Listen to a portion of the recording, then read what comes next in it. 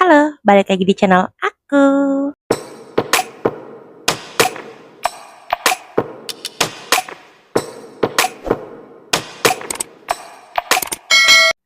Teman-teman, kita tetap di segmen cerita dong. Karena aku akan membahas part 2 dari kisah horor masuk ke desa gaib di Gunung Lawu. Buat teman-teman yang belum nonton part satunya, aku saranin kalian nonton dulu part satunya supaya kalian gak bingung dengan alur ceritanya. Dan cerita dong adalah segmen dari cerita-cerita yang telah kalian kirimkan melalui email aku ya. Dan akan aku bacakan di channel YouTube aku. Buat teman-teman yang pingin sharing, pingin cerita, boleh just langsung DM ataupun email aku. Oke teman-teman, jadi aku akan melanjutkan kisahnya. Setelah si Evi sama si Risma itu datang, kan kemarin itu terakhir dia sudah pada acara di Siraman. Nah, kain jariknya itu dia pakaikan ke Putri Kemuning dan itu tuh aromanya tuh harum banget. Timbul aroma yang harum dari tubuhnya Putri Kemuning. Nah, setelah acara siraman itu selesai ya, otomatis mereka membantu dong si Putri Kemuning ini ganti pakaian gitu kan, melepaskan atribut-atributnya, itulah biasa lah ya. Nah, mereka itu kembali dong ke kamar mereka setelah membawa perlengkapan yang telah dicopot dari Putri Kemuning ya, kayak misalnya tusuk kondenya lah, atau kain jariknya, atau bajunya, pokoknya gitulah ya teman-teman. Mereka kembali ke kamar yang disediakan untuk mereka. Gak lama kemudian mereka itu ngobrol, kayak Risma sama si Evi tuh membahas intinya, cantik banget ya si Putri Kemuning. Tapi gak lama kayak muncul bau teman-teman, muncul bau sekali.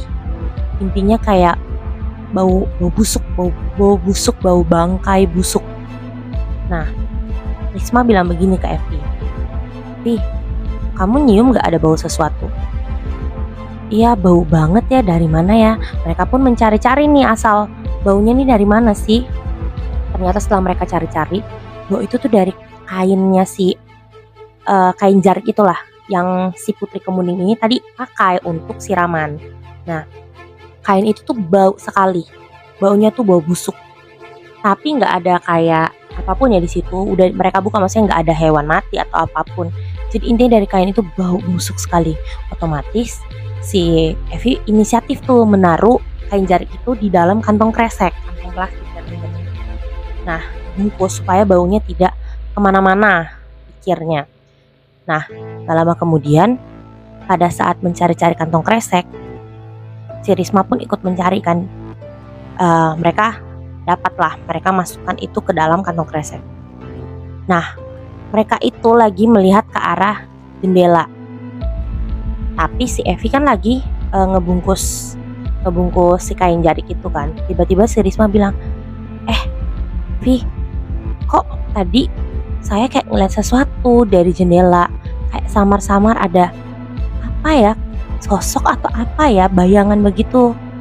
Si Evi bilang, "Apa sih, jangan bikin takut deh, ini kan di tengah hutan gitu kan." Nah terus otomatis setelah itu Evi mendekat dong ke jendela.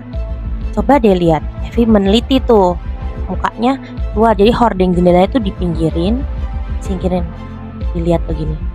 Dan alangkah kagetnya dia melihat sosok seperti Putri Kemuning tapi sedang memakan sesuatu. Dan yang dimakan adalah kayak anggota tubuh gitu, anggota tubuh manusia, kayak tangan, katanya yang dilihat itu tangan. Nah, dia tuh kaget, saking kagetnya dia tuh nangis karena dia udah takut. Dan bingung dong, Risma bingung kenapa kok Evi tiba-tiba sontak kayak dia terkejut begitu kan. Otomatis si Evi mau cerita tapi bingung. Tiba-tiba Evi bilang begini, "Riz, kamu jangan nangis atau jangan teriak ya. Kenapa sih? Kok aku jadi penasaran, ada apa sih? Kamu lihat apa tadi? Apa sebenarnya yang tadi aku lihat itu?" "Aku ngelihat kayak sosok kayak Putri Kemuning, tapi ini tuh mukanya serem. Giginya tuh gak beraturan deh, giginya tuh runcing-runcing semua," katanya yang dia lihat ya. "Terus lagi makan tangan manusia. Nah terus matanya itu jadi putih semua, jadi hitam ini nggak ada, pupilnya itu nggak ada, bola matanya warna hitam itu nggak ada. Nah, setelah dijelaskan begitu, Risma pun kaget dong. Risma langsung bilang begini, tuh kan Vi, udah dibilang pasti ada yang nggak beres. Ya tapi kan kita nggak tahu itu Putri Kemuning atau bukan, tapi mukanya aja kamu bilang kayak Putri Kemuning. Iya, cuma yang ini tuh serem, mukanya tuh serem, Riz, kata Evi menimpali. Gak lama kemudian, tiba-tiba pintu diketuk. Mereka pun ketakutan dong, pintu kamar mereka diketuk. Tuk tuk tuk. Mereka buka, ternyata Mbak Sri. Mbak Sri pun masuk dan Mbak Sri itu berkata kepada mereka, kamu diam aja di sini. Pokoknya kamu berdua tuh jangan coba-coba untuk kabur. Maksudnya apa sih ini sebenarnya, kenapa? Saya tahu kamu sudah melihat sosok asli Putri Kemuning kan? Dan mereka tuh langsung terkejut. Ya ampun Mbak, saya mau pulang, saya kan gak berbuat salah apa-apa, kata Risma. Dan Evi pun bilang, iya Mbak, kami kan gak melakukan kesalahan dan kami juga gak mengganggu Putri Kemuning. Memangnya ada apa ya Mbak? Ini sebenarnya kenapa? Akhirnya Mbak Sri pun menceritakan. Jadi Kemuning itu adalah sosok penunggu di Gunung Lawu ya, salah satu sosok penunggu di Gunung Lawu. Nah, si Mbak Sri ini sebenarnya bukan manusia lagi, jadi itu sukmanya aja. Kenapa Mbak Sri masih ada di situ? Karena si Mbak Sri itu meninggal dengan cara yang sama seperti mereka. Mereka belum meninggal ya, maksudnya Evi dan Risma, tapi dengan cara yang sama. Jadi dipanggil untuk merias gitu. Tapi Mbak Sri itu terima uang. Jadi kan mereka kan awalnya terima DP kan, DP yang ditransfer oleh si Nyai Asi, ibunya si Putri Kemuning. Nah, Mbak Sri itu saat selesai merias otomatis menerima dong yang 5 kali lipat itu katanya. Saat itu tuh Putri Kemuning langsung berkata, dasar manusia, kalian gila uang, begitu. Tiba-tiba langsunglah sosok aslinya itu muncul, dari cantik menjadi menyeramkan seperti yang kalian tadi lihat, begitu kata penjelasan dari Mbak Sri. Lalu si Evi pun dan Risma kaget. Lalu kami harus apa? Tenang, saya akan berusaha untuk membantu kalian. Sebenarnya Evi dan Risma tuh kayak udah nggak bisa berpikir dengan jernih ya, pinginnya tuh lari aja kabur. Nah, mereka bilang, gimana Mbak kalau misalnya saya pergi aja diem-diem? Pasti ketahuan, apalagi nih malam hari. Kekuatan mereka tuh akan penuh gitu pada saat malam, apalagi ini malam 1 suro ya kan, malam gitu. Besoknya sih, tapi ini sudah tengah malamnya. Dan diingatkan, kalian pokoknya jangan tertidur sampai setelah azan subuh. Kalian baru boleh tidur. Kalau sebelum azan subuh kalian gak boleh tidur. Kenapa? Takutnya kalian menjadi sasaran, jadi dimakan. Nah, kenapa Putri Kemuning itu memakan tubuh manusia? Itu syarat, seperti dia tuh sosok siluman katanya ya, si Putri Kemuning ini. Syarat supaya dia itu menjadi awet muda, maksudnya cantik. Cantik, awet muda, pokoknya untuk kecantikan fisiknya lah ya. Nah, mereka pun bertanya apakah Nyai Asi juga sama seperti Putri Kemuning. Namun pertanyaan mereka tidak dijawab oleh Mbak Sri. Dan Mbak Sri menyuruh mereka menandakan untuk diam ya. Lalu Mbak Sri tidak lama kemudian Mbak Sri keluar dari kamar mereka. Dan mereka pun menjadi semakin ketakutan dong. Maksudnya, ya Allah ini kenapa? Coba andaikan aja saya mendengarkan apa yang orang tua saya bilang gitu kan. Maksudnya kekhawatiran orang tua. Terus apa yang dipesankan oleh Simbo yang di warung ya, teman-teman ingat ya, warung satu dusun sebelum desa Cimelati itu. Nah, mereka tuh kayak, ya ampun, penyesalan memang selalu datang terakhir ya teman-teman. Kalau misalnya datang duluan tuh namanya pendaftaran.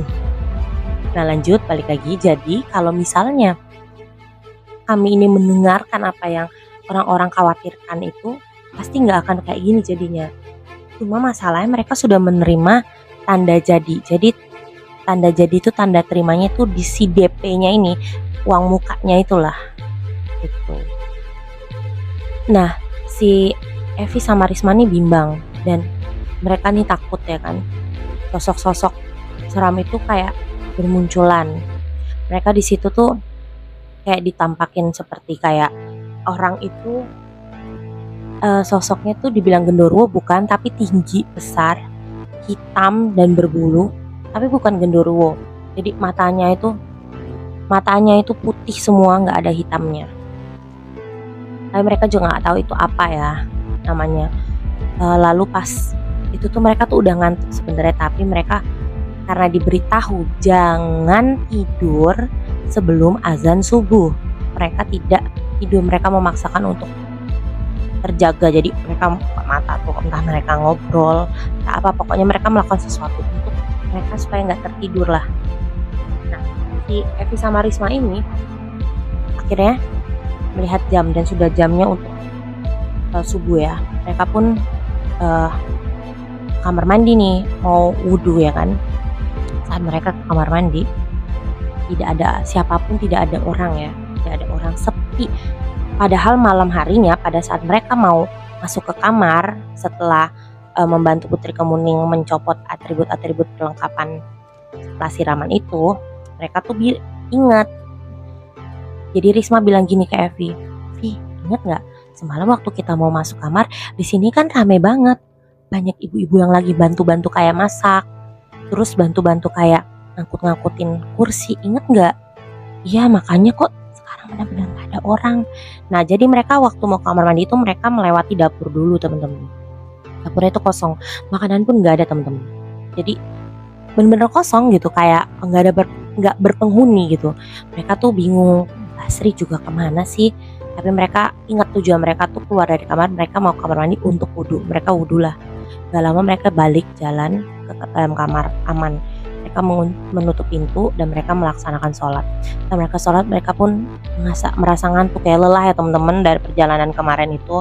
Sampai malam mereka harus terjaga sampai subuh. Mereka pun tidur. Nah, gak lama setelah itu mereka pun tertidur lelap. Tiba-tiba tubuh mereka tuh diguncang-guncang. Bangun. Ternyata itu adalah Mbak Sri. Kenapa Mbak? Sudah waktunya. Iya, sudah waktunya kalian merias Putri Kemuning. Apa Mbak? Kenapa? Ingat, kalian harus tetap melaksanakan apa yang sudah kalian terima. Maksudnya gimana? Ingat tanda jadi itu. Kalian sudah menerima uang mukanya. Kalian tetap harus melaksanakan. Tapi kalian jangan pernah menerima sisa pembayarannya. Berarti kami harus tetap merias Putri Kemuning. Betul. Nah, mereka pun menjadi takut, bimbang, tapi mereka berusaha untuk ya menjalankan apa yang dibilang oleh Mbak Sri, karena mereka nggak punya pilihan, mereka rasa. Akhirnya mereka pun bergegas mengambil perlengkapan dan mereka pun ke kamar Putri Kemuning. Di sana sudah ada Nyai Asi dan Nyai Asi pun berkata, kalian dari mana saja? Maaf Bu, kami tertidur. Oke baik, cepatlah segera. Mereka langsung merias Putri Kemuning. Dan setelah riasannya selesai, mereka kembali dong ke kamar. Dan Risma sama Evi di situ benar-benar ketakutan. Mereka juga menahan lapar, ya kan? Nah, tiba-tiba pintu diketuk oleh Bu Asih. Hei Nyai, kenapa? Ada apa? Saat Risma membuka pintu, kalian ayo keluar, ikut di dalam acara pesta pernikahan Putri Kemuning. Tapi mereka menolak dengan alasan mereka lelah. Oke baiklah, kalau begitu nanti kalian menyusul saja. Iya, terima kasih Nyai. Setelah itu mereka kembali ke dalam kamar menutup pintu. Nyai Asi pun sama Putri Kemuning dan lain-lain itu mereka mungkin sibuk untuk acara ya, karena si Evi ini menceritakan cuman pada saat itu mereka ada di kamar. Jadi pada saat acara dimulai itu mereka kan memilih untuk di kamar. Dan si Risma ini bilang sama Evi begini, Vi, kamu gak penasaran? Kita kan belum ngelihat ayahnya Putri Kemuning. Pada saat siraman kemarin itu kan yang mengapit itu kan cuma ibunya sama satu orang, tapi itu ternyata kan bukan ayahnya kan. Dan kamu gak penasaran sosok seperti apa ya siluman pendampingnya Putri Kemuning itu? Nah, Evi pun penasaran. Jadinya mereka memutuskan untuk keluar mengikuti acara. Pada saat mereka mengikuti acara tuh rame. Yang anehnya itu benar-benar dapur itu banyak makanan, ada lagi orang-orang memasak, padahal sebelumnya subuh itu kosong, tidak ada masakan, tidak ada orang beraktivitas di situ. Dan itu tuh tenda tuh penuh, maksudnya penuh manusia ya, tamu. Dan mereka tuh melihat tamunya tuh datar, dingin, dan mereka tuh berbentuknya yang si Evi lihat ini adalah berbentuk manusia ya. Evi dan Risma melihat sosoknya mereka itu tamu-tamunya seperti manusia, dan Putri Kemuning itu memang terlihat sangat cantik, tapi berbeda dengan yang semalam mereka lihat sosok wujud aslinya. Dan alangkah kagetnya pada saat mereka melihat suami dari Putri Kemuning. Suaminya itu seperti manusia ya, karena bola matanya itu tidak ada bercak putih di antara bola matanya. Jadi bola matanya itu berwarna hitam. Mereka itu yang siluman-siluman entah makhluk-makhluk gaib itu bola matanya ada warna hitam ya kalau bukan wujud aslinya. Tapi di tengah-tengah warna hitam ini ada titik-titik putih. Nah, si suami dari Putri Kemuning itu bola matanya itu seperti Evi dan Risma. Hingga saat itu refleks ya, Risma bilang, "Vi, kamu lihat gak suami Putri Kemuning? Kok kayak manusia ya, kayak kita gini, bola matanya kamu perhatiin deh." "Iya, aku juga tadi mau bilang cuman gak berani." Nah, tiba-tiba Risma ini merasa lapar. "Vi, ayo kita makan yuk." Nah, Evi pun mengiyakan. Saat mereka akan makan, Basri datang dan menegur, "Kalian ingat pesan orang tua kalian?" "Astagfirullahaladzim. Iya, hampir saja mbak, kami lupa." Akhirnya mereka mengurungkan niat untuk makan. Nah, setelah itu mereka bingung nih, karena kok tamunya makin banyak tapi gak kelihatan kayak mereka tuh naik apa gitu. Mereka jalan dari mana tiba-tiba banyak aja, penuh aja tuh tempat ya kan. Mereka akhirnya memutuskan untuk kembali ke kamar, dan gak lama kemudian pintu tuh diketuk. Ternyata itu Basri ya. Basri tuh berbicara kepada mereka di dalam kamar, "Kalau kalian mau keluar, sebentar lagi saatnya. Tapi kalian ingat, saat nanti Putri Kemuning berganti baju, dia pasti akan menanyakan kan, kalian minta uang lagi atau tidak, atau sesuai yang perjanjian 5 kali lipat saja. Kalian tetap tidak boleh menerima. Pokoknya kalian beralasan sajalah, apapun itu yang tidak membuat si Putri Kemuning ini curiga." Itu pesan dari Mbak Sri. Dan satu lagi, kalau misalnya kalian lapar, kalian tidak boleh makan makanan yang di sini. Kalian ingat pesan orang tua kalian. "Iya mbak, kami tadi hampir saja lupa." Untung Mbak Sri mengingatkan. Tidak lama kemudian datang sosok Nyai Asih, mengetuk pintu tapi langsung menerobos masuk, dan mereka bertiga itu kaget. Jadi Mbak Sri, Evi, Risma tuh kaget. Lalu Nyai Asih berbicara seperti ini, "Saya akan membantu kalian."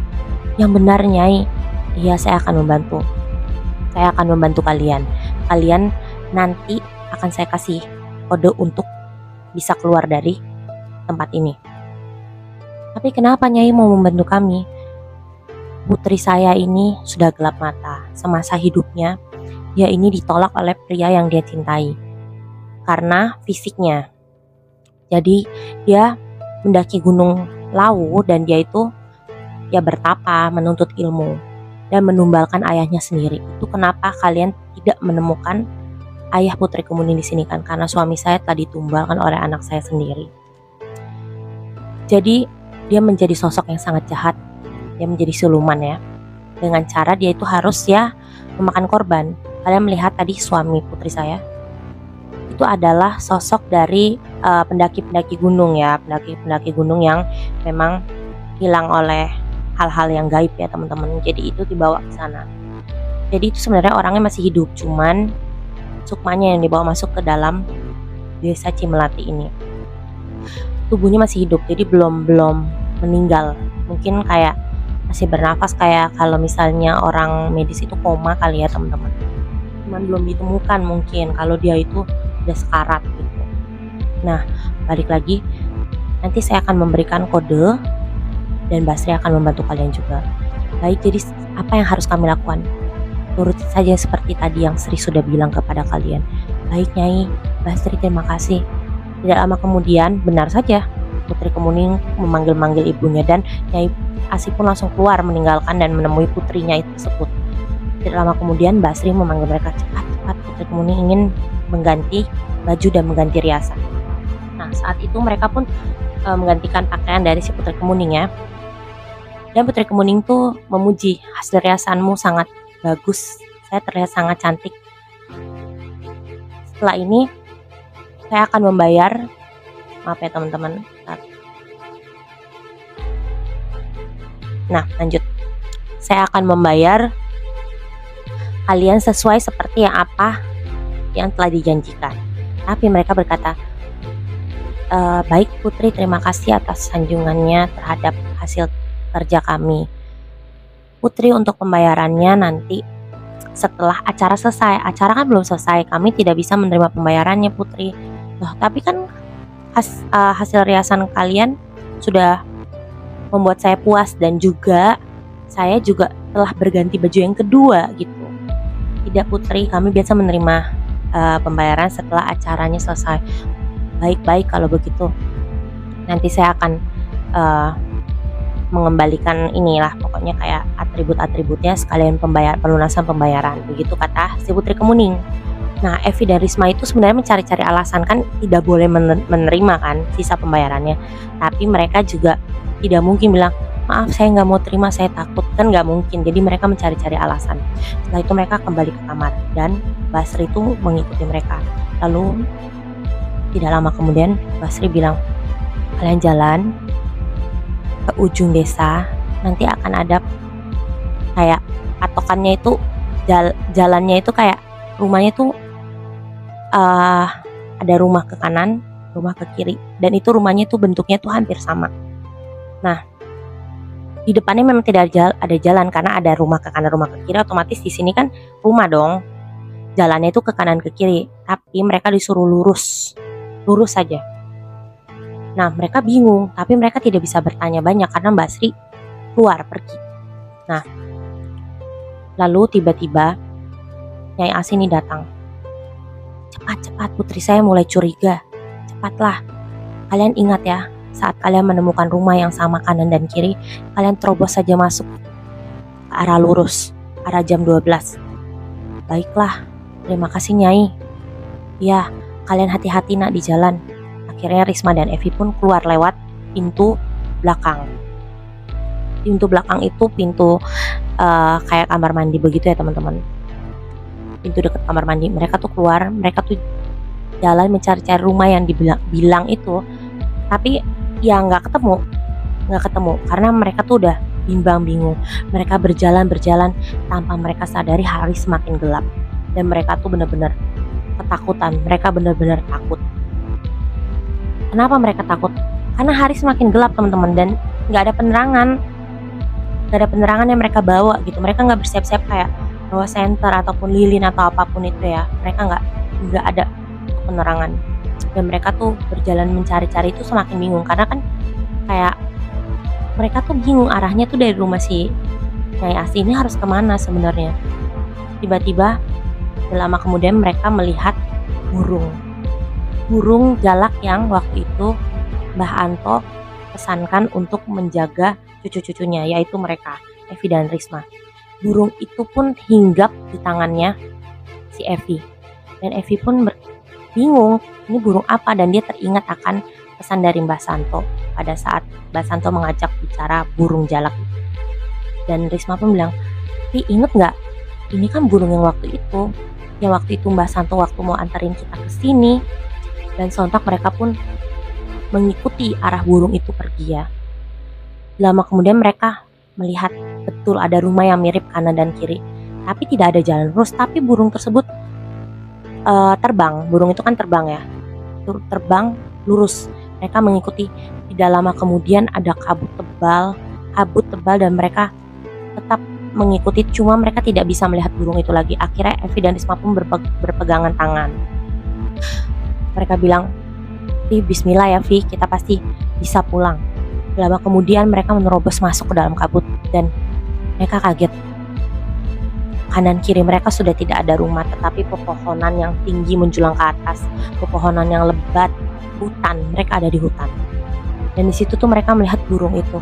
Burung itu ada di daun-daun di bawah tanah. Dia pun berkata, "Terima kasih ya Allah, terima kasih ya Engkau juga telah menuntun kami melewati rintangan ini, lewat dari burung ini." Tidak lama kemudian burung tersebut pun hinggap dari daun satu ke daun yang di depannya, begitu terus.